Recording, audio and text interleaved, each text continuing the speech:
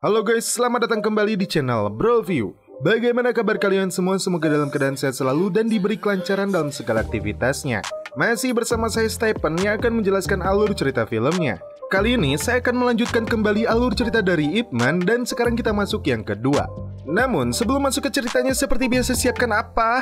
Ya tentunya Kopai dan Udbray untuk menemani kalian dalam menonton alur cerita film ini. Dan sekarang kita masuk intro.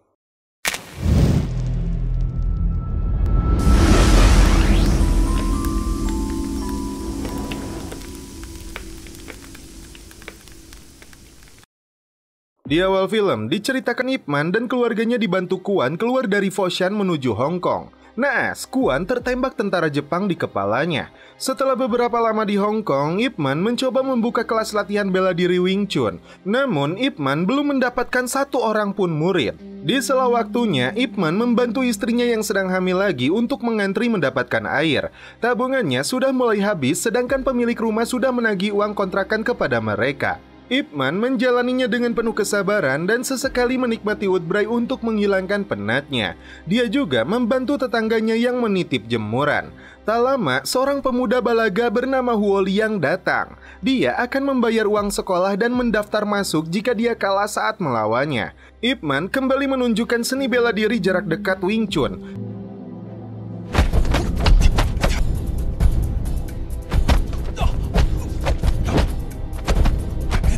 Dan pemuda tersebut langsung kewalahan dan tidak berdaya.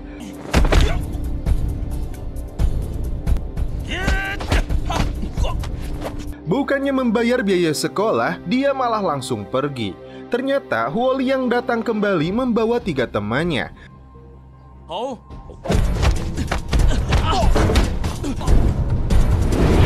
Setelah guru Ip Man memberi pelajaran kepada mereka, Huo Liang langsung bersujud dan meminta diangkat menjadi muridnya. Diikuti 3 temannya yang melakukan hal yang sama. Mereka mulai mengikuti pelatihan teknik dasar Wing Chun. Beberapa hari kemudian, 5 pemuda datang dan ingin berlatih seperti teman-teman mereka lainnya. Dan ternyata Huo Liang lah yang mengejek mereka semua. Hingga Ip Man mempunyai cukup banyak murid yang ingin belajar Wing Chun kepadanya. Meskipun jumlahnya tidak seberapa, tapi Ip Man bersyukur murid-muridnya membayar uang sekolah mereka. Saat akan membeli kue, Ip Man terkejut saat melihat sahabatnya Kuan dikejar-kejar pelayan rumah makan karena mencuri ayam dari mereka. Ip Man segera membayar ayam itu kemudian mengejar Kuan dengan anaknya. Terungkap, setelah tertembak tentara Jepang, Kuan menjadi gila. Dia tidak mengenali siapapun, termasuk Ip Man yang sebagai sahabatnya sendiri. Mereka kini hidup sengsara dan menjadi gelandangan. Ip Man meminta bantuan temannya untuk memberi pekerjaan kepada Kuang Yao. Untuk mendapatkan banyak murid, ternyata Huo Liang memasang poster perguruannya. Namun salahnya, dia sengaja menutup poster perguruan lain. Dan akibatnya, salah seorang murid dari perguruan Hung datang. Dan terjadilah pertarungan.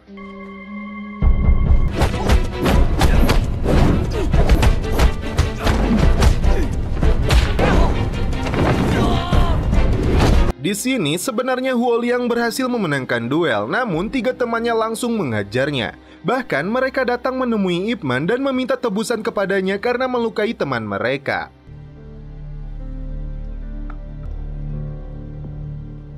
Ip Man dengan santuy dan sabar datang ke pasar ikan untuk membebaskan Huo Liang. Dia meminta bertemu dengan guru mereka, namun koploknya si Kupluk dan teman-temannya langsung menyerang Ip Man.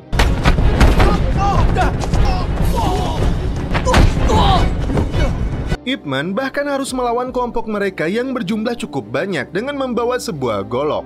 Meskipun Huo Liang terikat di tangannya, dia tetap berusaha membantu gurunya.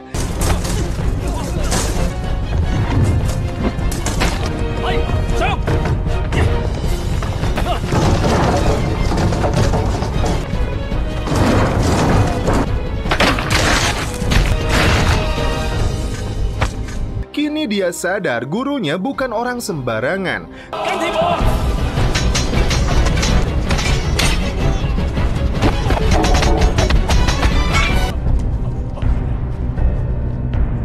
Tiba-tiba, Jin yang dulu sebagai penjahat dan pembajak datang untuk membantu Ip Man. 叶师傅，你们走吧。Ternyata dia menjadi pedagang ikan di pasar ini.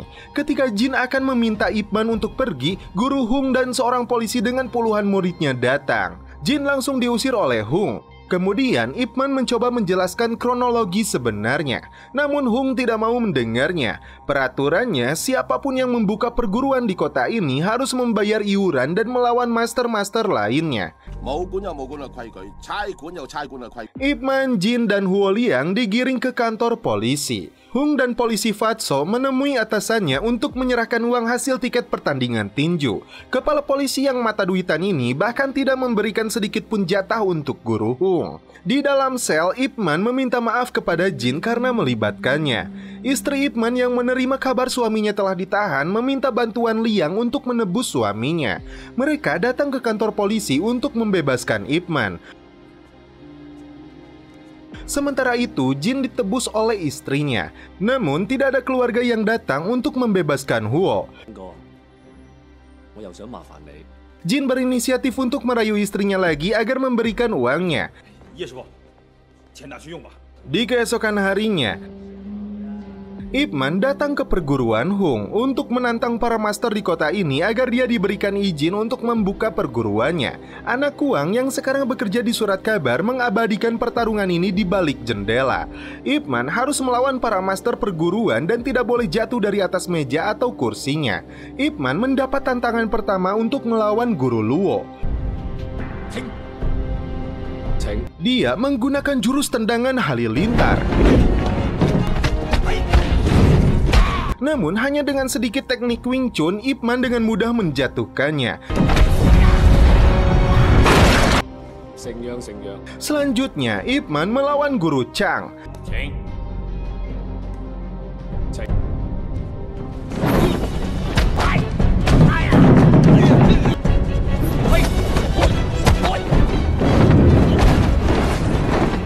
Tak jauh berbeda dengan lawan sebelumnya, dia dengan mudah dikalahkan olehnya.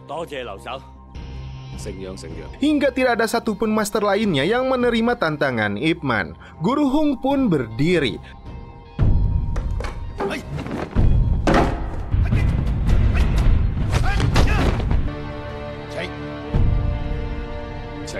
Duel kali ini benar-benar berjalan sengit. Guru Hung bukanlah orang sembarangan. Dia adalah guru dari semua guru bela diri kungfu di Hong Kong.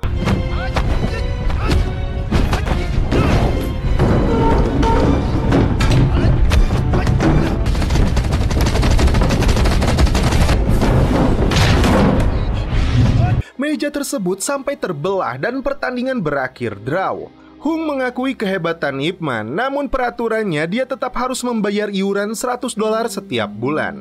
Tentu saja Ip Man menolaknya. Jangankan untuk membayar iuran, untuk makan saja dia masih kesulitan.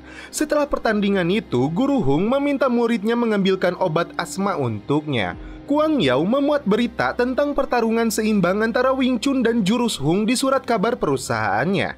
Berita itu menyebar dengan cepat, alhasil banyak pemuda menginginkan belajar Wing Chun. Si kupluk dan murid Hung lainnya membuat keonaran hingga memancing murid Wing Chun.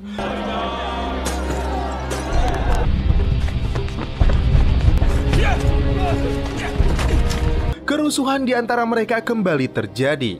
Korbannya para pedagang kaki lima yang tidak punya dosa, lapak dagangannya hancur. Tak lama, Liang memberitahukan pemilik lahan tempat Iman mengajar muridnya tidak mengizinkan lagi dia menggunakan rumah itu untuk sekolah bela dirinya. Ip Man kemudian pergi menemui Guru Hung. Dia meminta muridnya tidak membuat onar. Hung tidak terima dan kembali mengajaknya bertarung. Baru beberapa jurus keluar, Hung hampir saja menendang anaknya sendiri, namun untungnya Ip Man lebih dulu menyelamatkannya. Istri dan anak Hung yang cukup banyak itu mengajaknya makan. Pertarungan tidak dilanjutkan dan Ip Man memilih untuk pulang. Murid-murid Ip Man datang ke rumahnya mengantarkan alat latihan mereka. Setelah itu mereka semua pulang kecuali Huo Liang. Dia bersujud dan meminta maaf karena ini semua salahnya. Ip Man yang bijaksana tidak pernah menyalahkannya. Dia menasehatinya agar belajar menggunakan hati, pikiran, dan jiwa dalam mempelajari bela diri Cina ini. Saat sedang melatih muridnya di tempat umum, Guru Hung datang memberikan tiket gratis pertandingan tinju barat kepada Ip Man. Hung dan murid-muridnya adalah panitia penyelenggara pertandingan tinju, dan sebagian dari penontonnya adalah kalangan atas dari orang bule. Karena tidak mendapat jatah, Hung terlibat adu mulut dengan si kepala polisi dan seorang petinju barat yang bernama Twister. Hingga Fasto menenangkannya dan membawanya keluar. Sebelum pertandingan tinju digelar, setiap perguruan bela diri menampilkan pertunjukan pembuka di atas ring. Hung yang mulai dekat dengan Ip Man bahkan memberinya kesempatan kepada dia untuk menampilkan muridnya. Si Twister yang songong dan merendahkan kungfu Cina naik ke atas ring.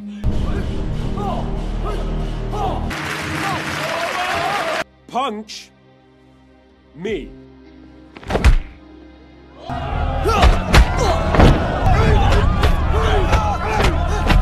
Seketika, murid-murid perguruan lainnya naik ke atas ring.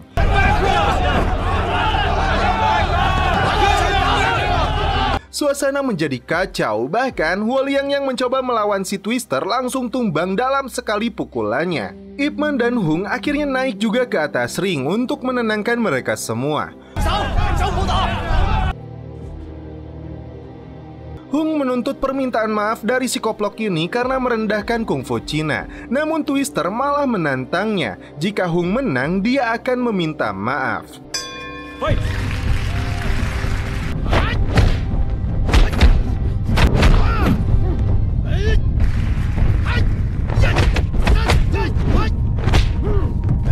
Ronde pertama pun berakhir. Tampak si petinju itu masih segar bugar, sedangkan Guru Hung terlihat ripuh. Ip Man menyarankan Hung untuk menyerang bagian otot lengannya. Ronde kedua dimulai.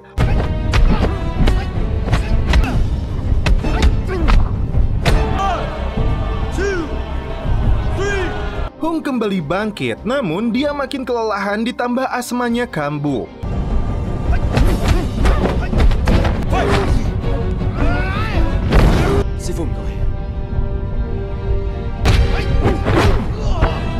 Ip Man memintanya untuk berhenti, namun Hung tidak mau karena harga diri kungfu Cina jauh lebih penting melebihi nyawanya.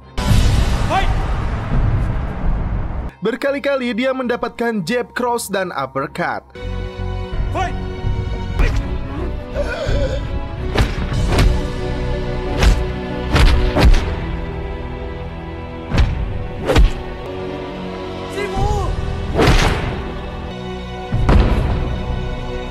Hingga dia tumbang dan seketika tewas di atas ring. Ip Man datang ke rumah persemayaman Guru Hung untuk memberikan penghormatan terakhir kepadanya. Berita kematian Hung menyebar dengan cepat dan ditulis di surat kabar milik Liang. Dia bahkan ditangkap dan ditahan oleh polisi barat yang korup ini. Dalam acara konferensi pers, si Twister menantang kembali orang Cina untuk melawannya. Dia bahkan meremehkan arti dupa sebagai penanda waktu. Tiba-tiba Ip Man muncul dan menantangnya. Agar dapat fokus berlatih, anak dan istri Ip Man yang sedang hamil tua itu dititipkan di rumah bibinya.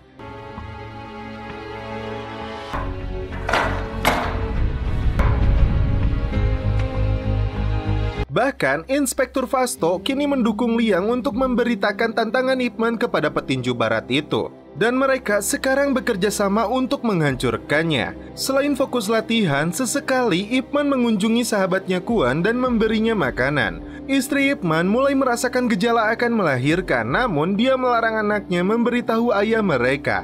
Itu karena dia tidak mau mengganggu konsentrasi suaminya yang akan bertanding. Pertandingan akhirnya digelar.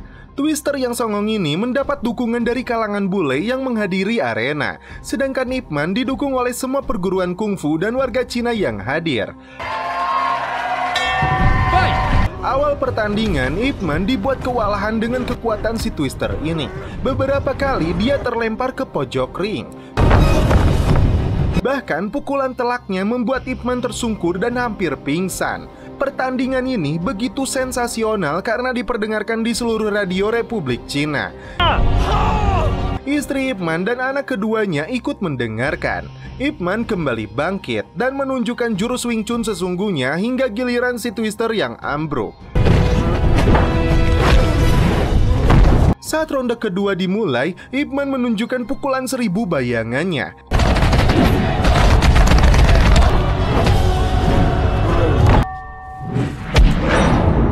Namun ketika bel sudah berbunyi, si Twister berlaku curang. Bahkan juri dan wasit menyuruhnya tidak menggunakan tendangan, atau Twister akan dinyatakan menang. Ip Man kembali kewalahan hingga terkena pukulan dan jatuh. Ip Man mengingat kembali ucapan Hung dan Kuang yang terus memberinya semangat untuk bangkit.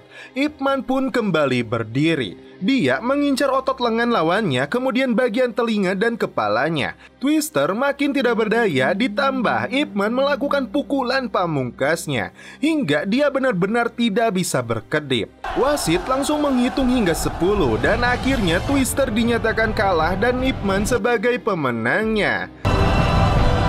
Seketika, semua orang Cina bersorak-sorai dan mengangkat Ip Man. Si kepala polisi Hong Kong korup itu dibawa petugas karena kejahatannya. Ip Man memberikan pernyataannya. Dia tidak bermaksud menunjukkan kungfu Cina itu lebih hebat dari tinju barat. Dia hanya memperjuangkan martabatnya. Dan mulai saat ini kita harus saling menghormati. Pernyataan Ip Man itu mendapat standing applause dari para penonton barat. Ip Man segera pulang untuk melihat anak keduanya.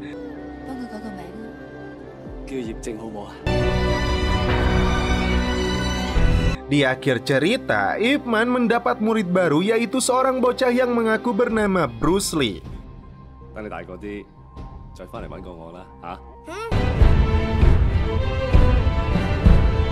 Dan film pun berakhir. Oke guys, bagaimana menurut kalian alur cerita film dari Ip Man 2 ini? Menurut saya, dari segi cerita, apa yang ditampilkan dalam Ip Man 2 ini bisa dibilang sedikit lebih menarik ketimbang seri pertamanya. Walaupun secara keseluruhan kedua film itu memiliki kelemahan yang sama, yaitu ceritanya yang terbilang ringan dan mudah ditebak kemana arah selanjutnya.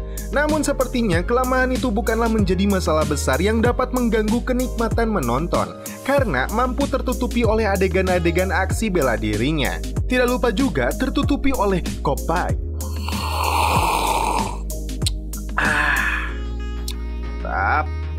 Oke guys, cukup sekian alur cerita film ini. Salam penutup seperti biasa dari kami. Mohon maaf bila ada kata-kata yang kurang berkenan di hati kalian.